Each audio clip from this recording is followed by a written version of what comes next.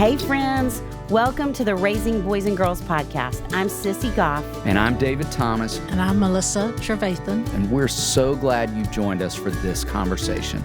Let's dive in.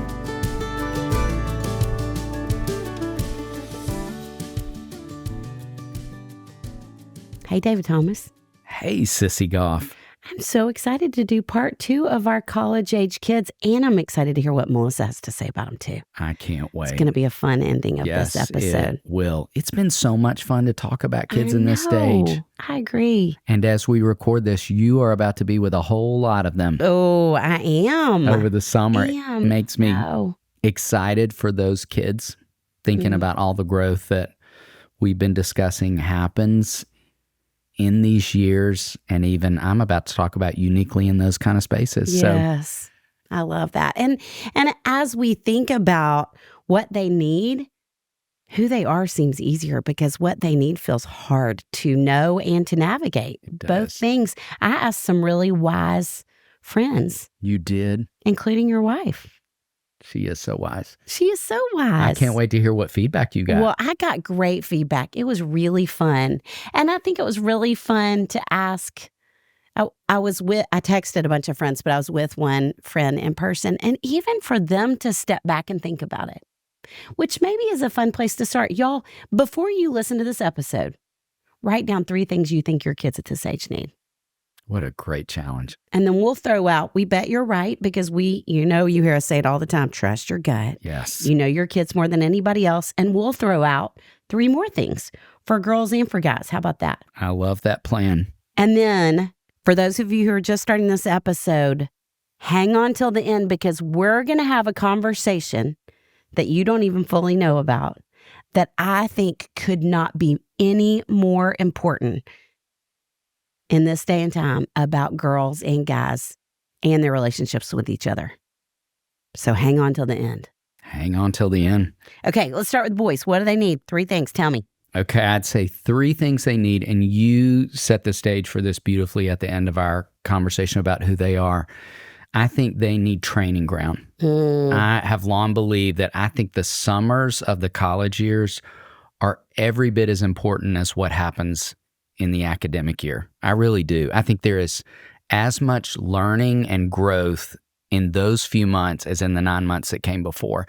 No different than, you tell me if you agree with this with girls, but I've long said, I think there's as much learning in the college years that happens outside the classroom as inside the classroom. Like, oh, absolutely. I learned a lot getting my degree, but oh my goodness, I learned even more living with roommates. Yes. Getting called out on things that I needed to be called out on. Yes. Dating and breaking up, like all the things that happen outside of the classroom. And I think that's so much where this training ground idea comes from. And I want to agree with something you said last time. I just want to echo it again because it was so important. Like, I too would want every boy to spend at least one summer, if not multiple, giving out in some way. And that can look 1,000 different ways. That could be working at a camp. That could be going on a mission trip. That could be an internship, a practicum. But I want you to be very intentional in sitting down and brainstorming with him what those summers could look like. Because I would argue that I think even back to the pressure you and I talked about kids experiencing on the front side, I think that can spill over into these summers where they start thinking more about resume building than they do about growth opportunities. Wait, can I pause? Please. As a summer camp director? Please. That is where everything has gone. Now it is all about resume building. And y'all, I think we've got to slow the train. Yes. Because I feel like it's not only creating more anxiety in kids, it's robbing them of their summers. And I did some great summers moving towards the field, but I learned more and grew more doing things I was giving of myself. Absolutely. And so I think, yes, at least one summer. I'm so glad you said that, David, because I would love to push back. Me in those too. Places. Me too. And just watch the good growth happen in that training ground is what I would want to say in summary to all that.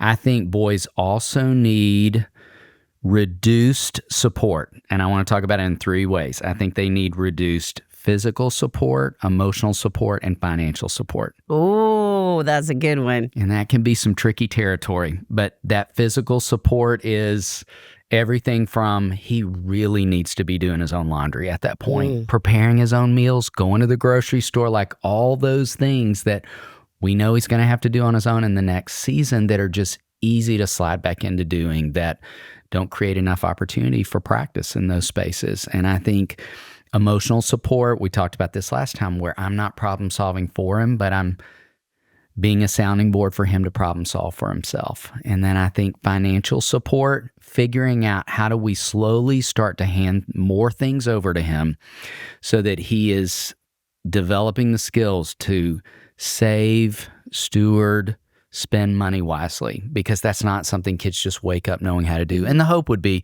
we've already been practicing in some of those spaces. We talked about that in stage 4 already, but we really want to accelerate that at this point.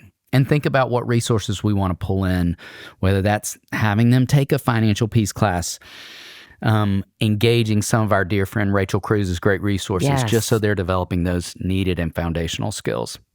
And then lastly, I would say he needs patience and blessing. And I think equal parts of both, because we talked about how clunky their thinking is as they're, working through that underdeveloped thinking last time, where in the ambivalence, he's going to experience in the transitions a lot of loss. Like I find that part of that ambivalence and I'm ready to take on the world is also equally matched by I'm scared to death and I worry. I talk so much about how boys worry they don't have what it takes. And so I think watch for where that ambivalence is playing out in different moments where he's racing forward and pulling back, and where he needs a lot of patience and also a lot of blessing. I love how many parents strategically host dinners for their kids when they're 18, some kind of blessing ceremony as they launch into that new season. And I wrote a lot about that in the Rites of Passage chapter in Wild Things. I think that's so important. And I've known a lot of families who've done that at 21 too. And talked with some friends recently who hosted a dinner for their daughter at 21 and brought together all these women who'd been foundational in her life and just spoke blessing over her going into adulthood. And I just think we can't be thinking enough about those kind of opportunities as kids launch into this next young adult space.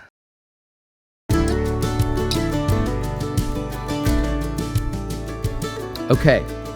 When Connie and I came over for dinner the other night, I saw your walking pad. Tell me about it. My friend Catherine had one, and I decided to try it so I would be moving my body more. Can you walk patches on that walking pad? No, and she is not happy about me doing an indoor walk when we could be on an outdoor walk. But the weather's still cold in Nashville, and I can walk while I'm watching a show. Well, look at you multitasking. Last night, I ate ice cream while I packed for our trip to Atlanta. How's that for multitasking? Well, taking care of your health isn't always easy, but it should at least be simple. That's why for the last year, I've been drinking AG1 every day, no exceptions. It's just 1 scoop mixed in water once a day, every day, and it makes me feel energized, nourished, and ready to take on the day. That's because each serving of AG1 delivers a daily dose of vitamins, minerals, pre- and probiotics, and more. It's a powerful, healthy habit that's also powerfully simple. Healthy aging shouldn't feel complicated. Tell that to my back and feet. The thought of taking multiple supplements, mixing and matching pills and powders sounds exhausting, but just 1 daily scoop of AG1 covers my nutrient gaps and supports my mental and physical health without a lot of hassle. We are headed to Mississippi to speak, and I'm throwing the travel packs in my suitcase. It makes it so easy when we're on the road. If there's one product I had to recommend to elevate your health, it's AG1. And that's why we've partnered with them for so long. So if you want to take ownership of your health, start with AG1. Try AG1 and get a free 1-year supply of vitamin D3 plus K2 and 5 free AG1 travel packs with your first purchase at drinkag1.com/RBG. That's drinkag1.com/RBG. Check it out.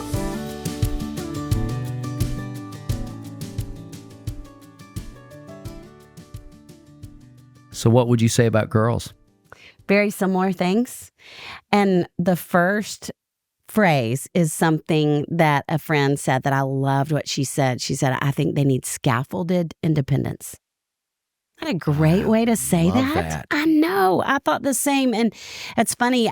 I would say I want us to think strategically even before they go away to college about scaffolded independence. And I love to sit with parents of kids who are seniors and say, what are the things you want to learn to do this year? What are the things you don't know how to do that I can teach you, like laundry, like cooking, like changing your oil? What are those things that we can lean in? Because I think it helps them believe they're capable as they move forward. And I will never forget going with my mom to take my sister to college. And at the end of sorority rush, watching the parents with U-Hauls moving their kids out because they didn't get the sorority they wanted.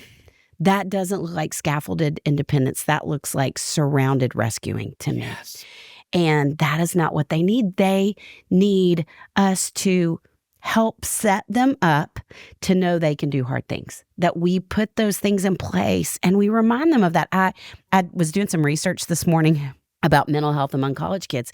And there is more anxiety, there's more depression than there's ever been, certainly. And one article I read said, college kids report frequent stress today. And I thought, well, I think I experienced frequent stress when I was in college, didn't you? Did. Yeah, again, I think that can be part of the problem is we're not preparing them well. We're not communicating to them about what it can be like. Go back and watch the episode on who they are if you haven't, because we talk about that. But I think to say to them, it's going to be hard. It's going to take you a minute to find your people, like we talked about. So let's talk about some things you can do. What are some ideas you have in finding your people right when you get there? And see if they can get to, well, I need to find an organization to be involved in. I met with a girl freshman year, and she said, I have tried 3 different campus ministries, and I've committed to going 3 times to each. She's a really thoughtful kid. And I loved that she was working that hard to figure it out. But as a parent, when you're doing campus tours, find out about those things with your kids. Let them explore those ideas. Scaffolded independence often means helping them know the options are there. Even if your child has been in counseling, if they're anxious, if they've struggled with some depression, find the counseling center on campus and go with them and ask questions. Let them ask questions. And then keep reminding them that that's an opportunity. It doesn't mean you call and make the sessions for them. That's not scaffolded independence. Again, that's stepping in. But how can you help them find their ways to those things? And I think in light of that, part of that scaffolded independence is I have also had a handful of kids over the years who have really tanked, like you talked about. I mean, emotionally really tanked and hit a hard place. And I think because those parents had scaffolded independence in place, they were checking on them every so often, not every hour. A lot of college girls, I think particularly, are going to want to talk to you every day. That's fine. But they were checking on them regularly to the degree that they knew when they were struggling. And then they did things like said in the beginning, what do you need to do to find your way to some help? Okay, I want you to let me know when you've done that. Not, I'm going to make the appointment for you, but I want you to let me know when you've done that.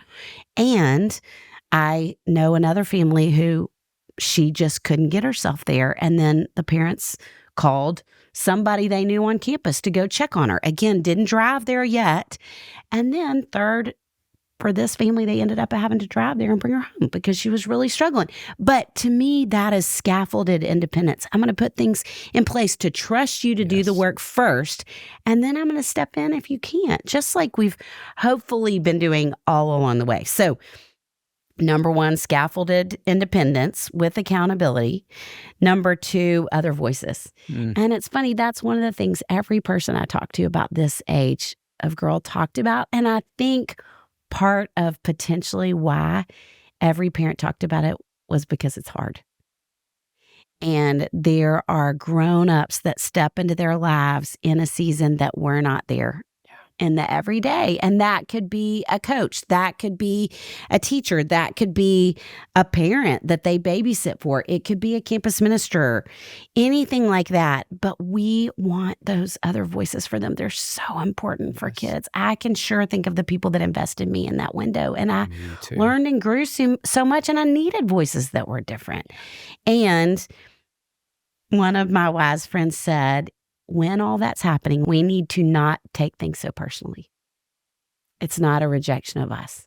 Yeah. And it's not. It's just adding to. It's just more voices that are speaking truth. And number 3, this is a combo of all the things that people said: cheers, ears, and prayers. Oh, that's awesome. Cheers, ears, and prayers, where we are cheering them on because they are going to have big dreams in this season. And I really did change my major 3 times. Did you?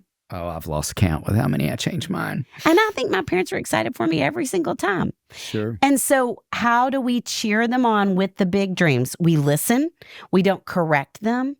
And one mom I talked to, I love that she said this. She said, and I need to make sure I'm not saying when I was in college, which we can go back to that so easily.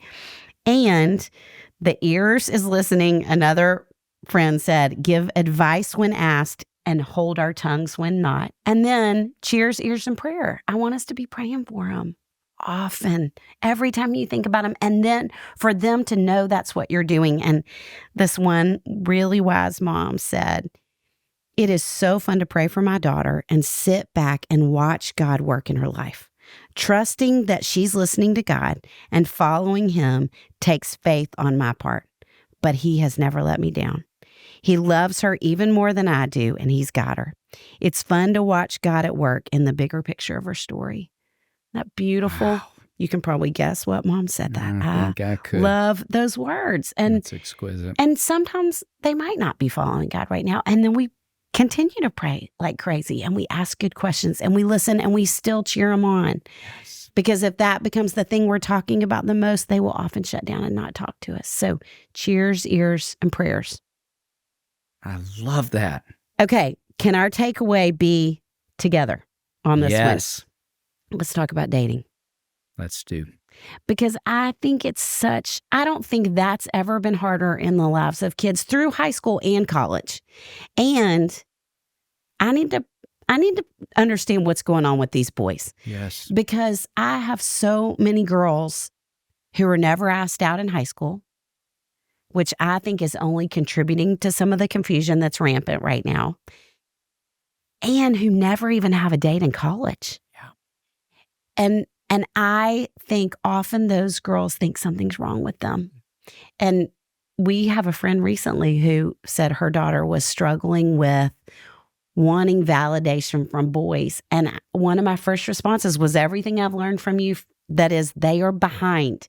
They're a stage behind you developmentally. And so often they're not there. They're not ready. And I think we've got to have conversations around that. But I think it's so hard. And we also have talked about this, that we're seeing more girls. I'm seeing more girls than ever before who are ending up in their very first relationship, either towards the tail end of college or out of college, who it might not be the guy we would have picked for them. And it feels like some of that is because when we were in college, I'm not bragging, because this was like the reality for what the University of Arkansas was like. I sometimes had 3 dates in a day. We would have a lunch date. We called them Coke dates, where you'd go on a Coke date before dinner, and then I'd have a dinner date.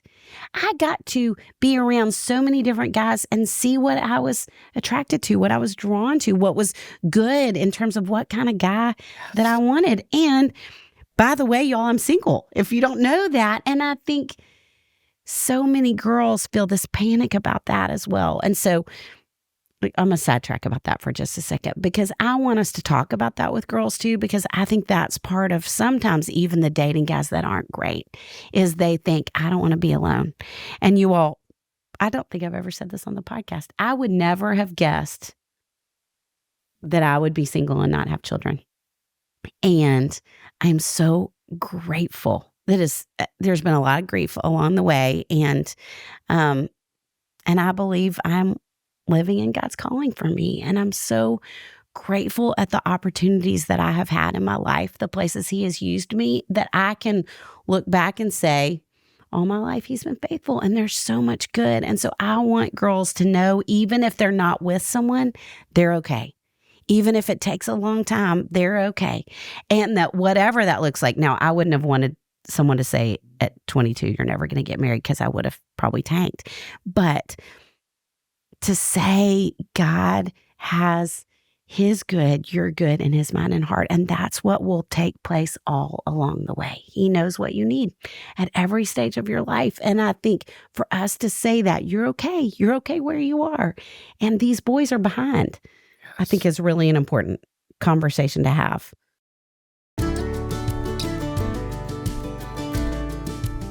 Sissy, did you have another bunkin' party at your house this weekend? I did. First of all, for all those folks living outside the state of Arkansas, tell them what a bunkin' party is.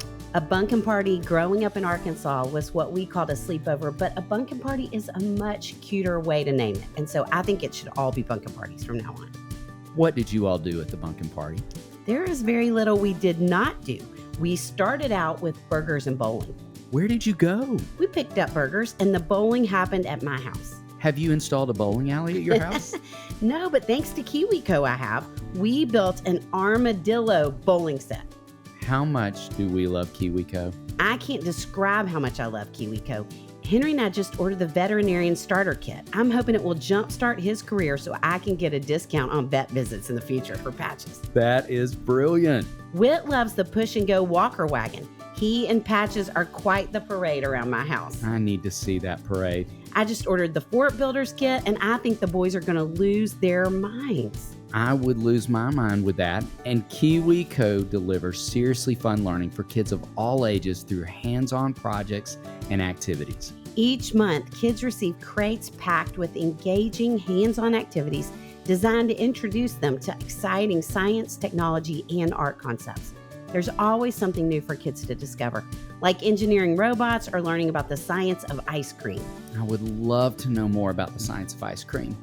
With 9 monthly programs to choose from, KiwiCo has something for kids of all ages, ranging from infants and preschoolers to teens and beyond. Discover real science, technology, engineering, art, and math concepts through fun, hands-on projects delivered to your door every month.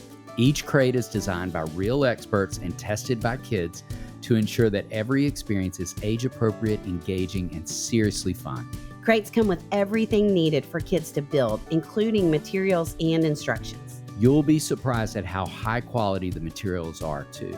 It can be hard to find creative ways to keep your children engaged, challenged, and off their screens. KiwiCo does the legwork for you so you can spend quality time tackling projects together. There's no commitment, so you can pause or cancel anytime.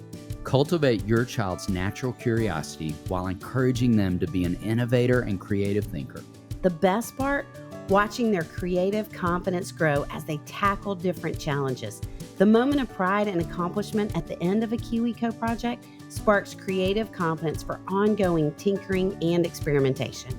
Redefine learning with play. Explore projects that build confidence and problem-solving skills with KiwiCo. Get 50% off your first month on any crate line at KiwiCo.com with promo code RBG. That's 50% off your first month at KiwiCo.com, promo code RBG.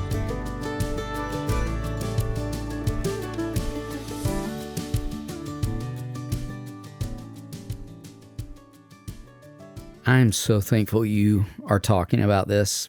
And I would say first, I know with great certainty you are living in the center of God's calling on your life, as does every person listening who's experienced your wisdom. That's so kind of And I think secondly, we aren't talking enough about this, and this feels so important. And I talked in an earlier episode, and I'm trying to remember in what stage, and I don't remember, about how I'm seeing fewer boys than ever engage healthy risk is what I talked about. And that starts with in elementary school, I don't want to try out for this sports team or this extracurricular experience. Take the risk of I might get cut, I might not make the team. And then it jumps to I don't want to get my first part-time job. I don't want to get my driver's permit. I've never seen as many boys stalling or resisting getting a driver's license. And that involves a lot of risk. And then it's, I don't want to ask a girl to a homecoming dance. Yeah. And then it's, I don't want to apply to college. And the current stats are that enrollment is down like never before with males applying to undergrad. And I am so deeply troubled by that. But I think it's all the way back to the front side of all the wisdom, Sissy, of what you talk about with anxiety. If we are moving toward escape and avoidance with the kids we love, not moving them toward healthy risk, support, and challenge within that, then by the time they get to this point, I'm not surprised when boys don't want to ask a girl on a date. There's so much risk. She might say no. Right. And so as you are talking about that, I have had a couple of thoughts. I think I have said for a lot of years to parents of high school age boys, like, I want him to go to every homecoming dance. Like, I think it's good practice, no different than driving a car for a year when you have your permit. Like, so he good, needs David. the practice of asking. Yes. He needs the practice of talking with a girl's dad when he goes to her house to make the ask. Like, there's so much practice with that. He needs the practice of sitting across the table from a girl at dinner and carrying the conversation, like making plans, helping coordinate the photos, all those parts and pieces that will be a part of his life that if he's not practicing then, I'm never surprised when boys aren't asking girls out in college.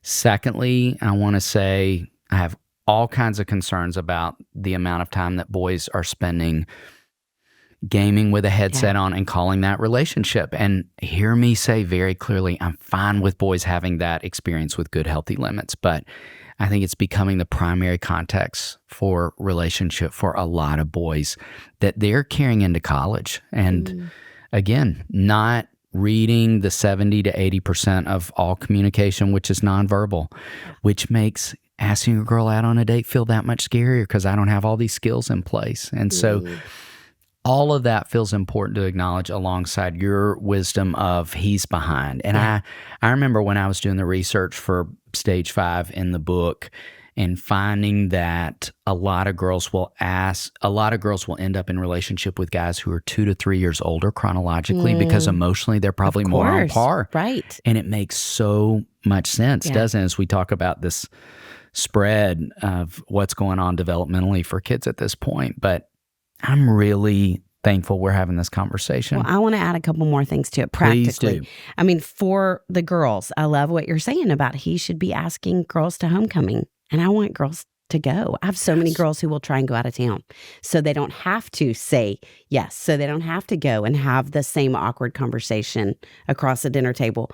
And a couple things I would say. One is I want her to have good, healthy male role models in her life. If you're a single mom raising your daughter, that she has a granddad, she has an uncle, she has different friends of yours. I had a precious family that I worked with who the mom lost her husband, and there were men in her community that just surrounded her. I've had so many girls go get pancakes at school with other dads in their community over the years. And so really good role models. And I think even in that, talk with her about the kind of guy she wants to marry someday. Talk about your husband if you're married and why you love him. I want them to hear the qualities, not just the attributes that I think sometimes girls move towards, like they're attractive, whatever it is, that are silly and surfacey, but more of the qualities of who someone is. It's super specific, but I want us to think about that. And I want us to think about giving her chances to connect with boys in high school, even if we're setting things up, girls and guys, and, we're having all the kids over, whatever it is. And in college, to ask questions back to the campus ministry, not where are you going to meet boys, because I think that feels pressure, but where are you going to meet people? Where are you going where you're around a lot of people? Because it's really important, because in this age of social anxiety, I think a lot of them can hang back so much. And then lastly, I would say, I think we talk so much about the Enneagram.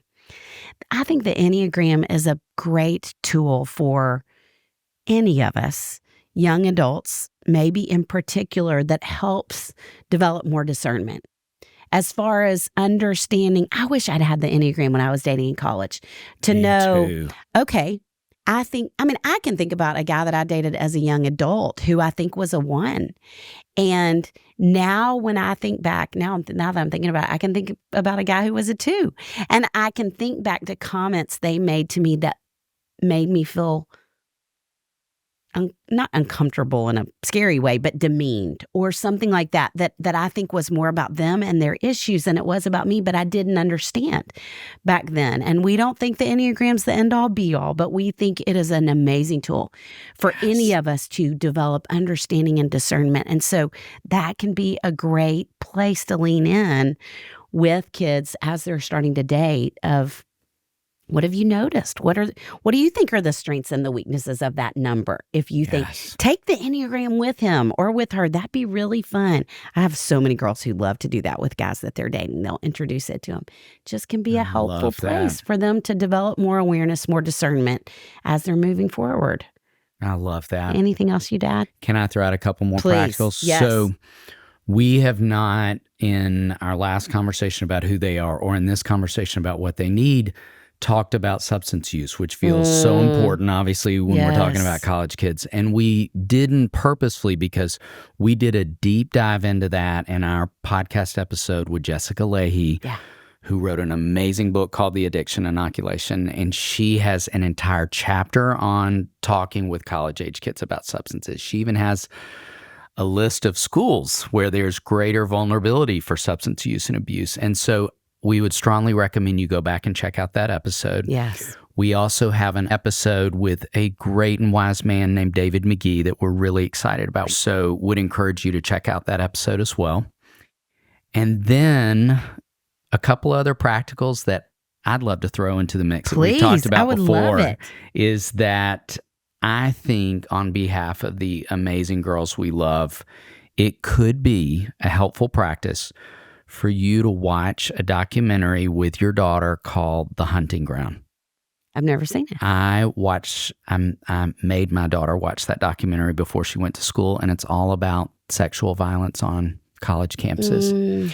And I didn't do it to scare her, but to inform her. And I want to be very clear in saying it is a hard watch, but they will talk a lot about the intersection of how much sexual violence on college campuses happens around substance misuse. And so that's a great I think it's a really important conversation to have with girls before they go to college. I had my boys watch it as well.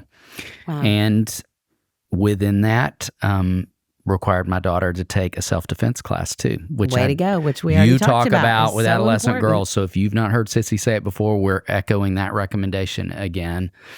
And I think it's all part of the wisdom of what you were talking about, of just helping girls develop more discernment, helping them lean into that God-given gift of intuition you talk about beautifully that they have too, and thinking about applying those things into those spaces. So it did feel important that we make mention of that, and those would be some resources we love and podcast episodes to go back to. Thank you. Absolutely. And now we're going to get to hear some words of wisdom from our dear friend, Melissa Trevathan.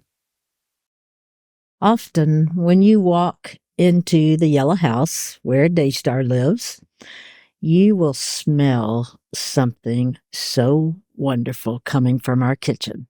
Now, daily there's popcorn and there's spiced tea, but ever so often we will get a text that says, I left some banana bread in the kitchen for all the staff.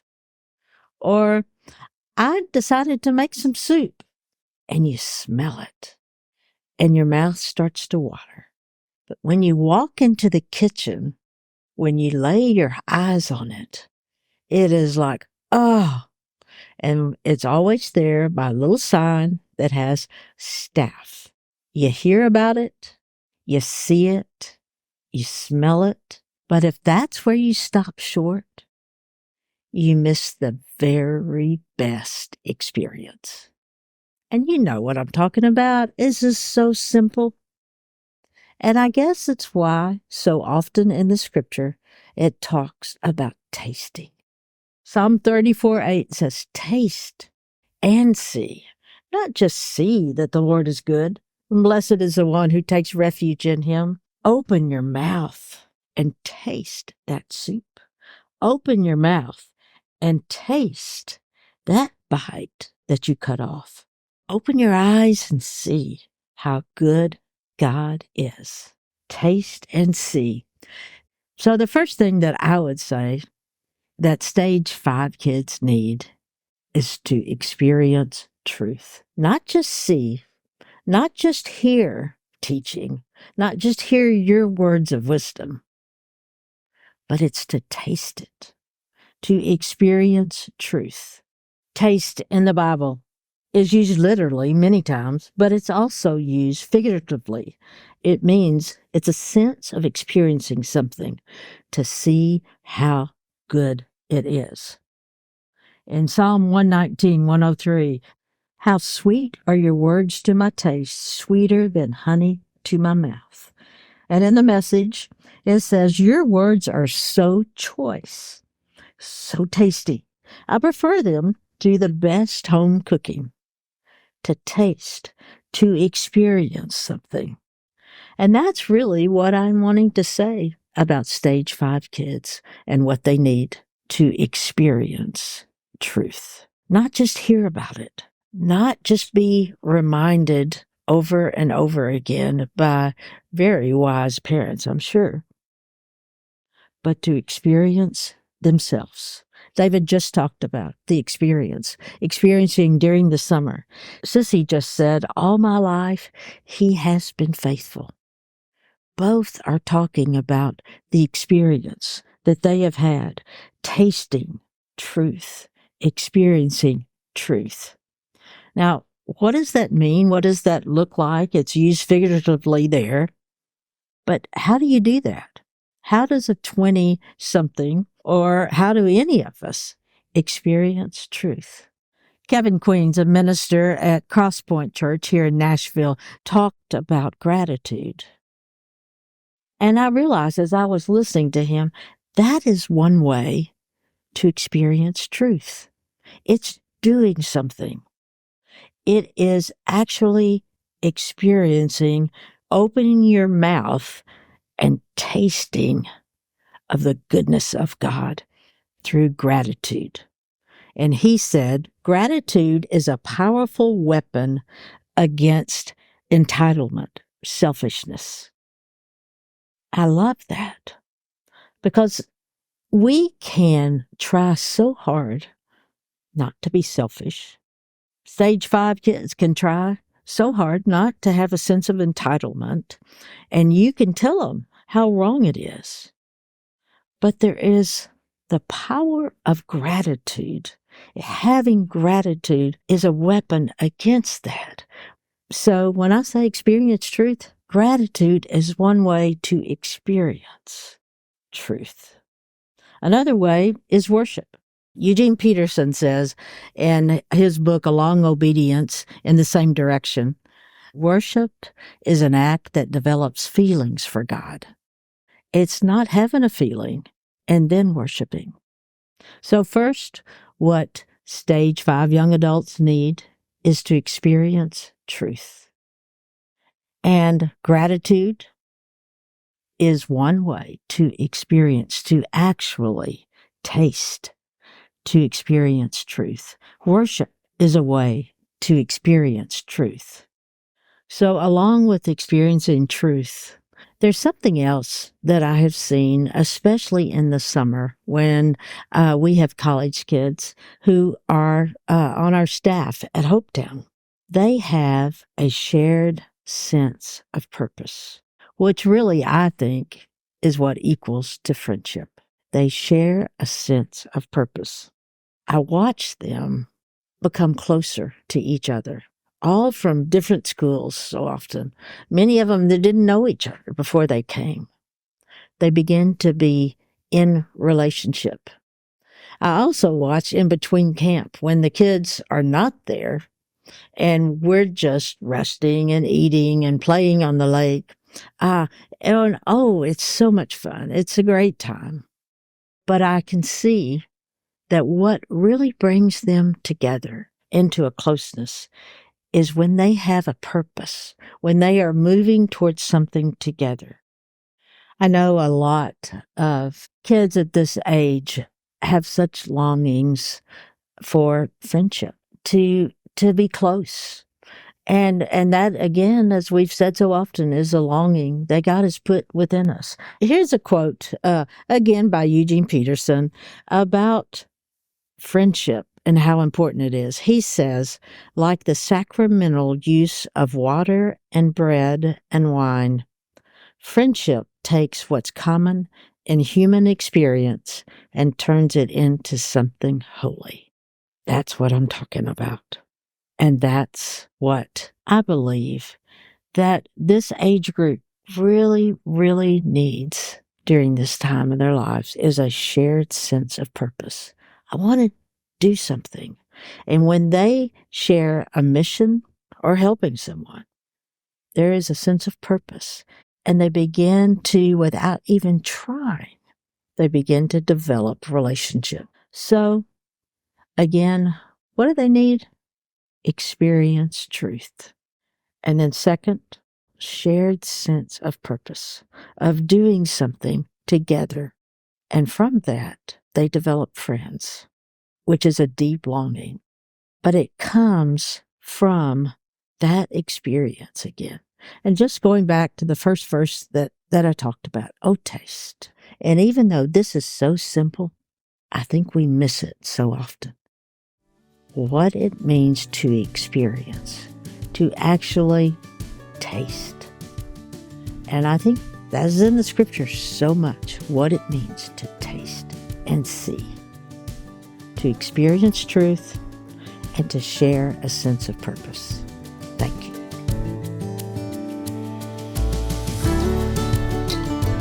David, what a team we have that we get to call friends who help make this podcast possible.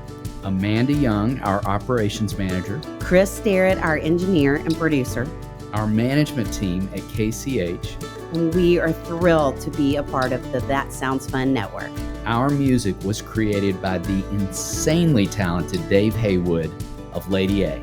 And if this podcast felt helpful to you, please consider subscribing, liking, sharing, all the things.